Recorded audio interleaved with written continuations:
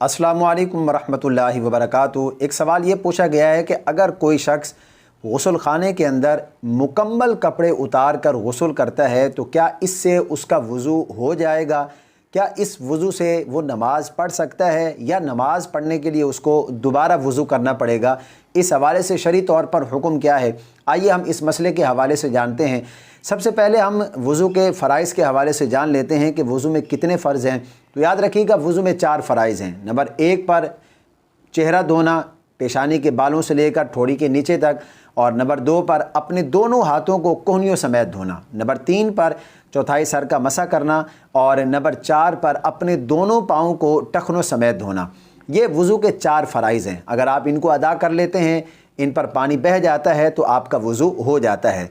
अब याद रखिएगा, जो शख्स गुस्ल कर रहा है, अगर तो उस पर गुस्ल फ़र्ज़ है, यानी वो जनाबत का गुस्ल कर रहा है, तो जब वो गुस्ल करेगा तो गुस्ल के अंदर तो ये है ना कि पूरे बदन पर पानी बहाना है कि जिस्म का कोई भी हिस्सा एक बाल के बराबर भी खुश्क ना रहे। तो जब वो गुस्ल कर रहा है तो इस सूरत में तो उसका वज़ू हो जाएगा। लेकिन एक शख्स पर गुस्ल फ़र्ज़ नहीं है, वो वैसे ही नहा रहा है, ऐसी बात है, उसने ऐसे ही नहाना है कि जिस्म के पूरे हिस्से पर वो पानी बहाएगा, तो इस सूरत में भी उसका वज़ू हो जाएगा। उस वज़ू के साथ वो नमाज़ पढ़ना चाहे तो नमाज़ भी पढ़ सकता है, और कुरान की तिलावत करना चाहे या कोई भी इबादत करना चाहे तो वो कर सकता है।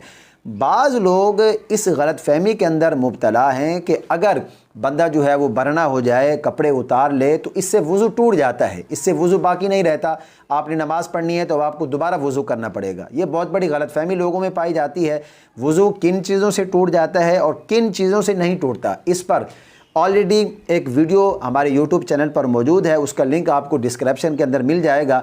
आप उससे जान पाएंगे कि वज़ू किन चीज़ों से टूट जाता है। गुस्ल करने से आपका वज़ू भी हो जाता है, आप उस वज़ू से नमाज भी पढ़ सकते हैं और कुरान की तिलावत भी कर सकते हैं, बशर्ते कि इसके अलावा कोई ऐसी चीज़ ना पाई गई हो जिससे आपका वज़ू टूट जाता है। अगर कोई ऐसी चीज़ पाई गई जिससे आपका वज़ू टूट जाता है, तब तो आपको दोबारा वज़ू करना पड़ेगा, और अगर कोई ऐसी चीज़ नहीं पाई गई तो आपका वज़ू बरकरार है, आप उस वज़ू से नमाज भी पढ़ सकते हैं और दीगर इबादत भी कर सकते हैं। इस वीडियो को सदका जारिया समझकर अपने दोस्तों के साथ ज़्यादा से ज़्यादा शेयर कीजिए ताकि उनके इल्म में भी इजाफ़ा हो सके। मुझे अपनी ख़ास दुआओं में ज़रूर याद रखें।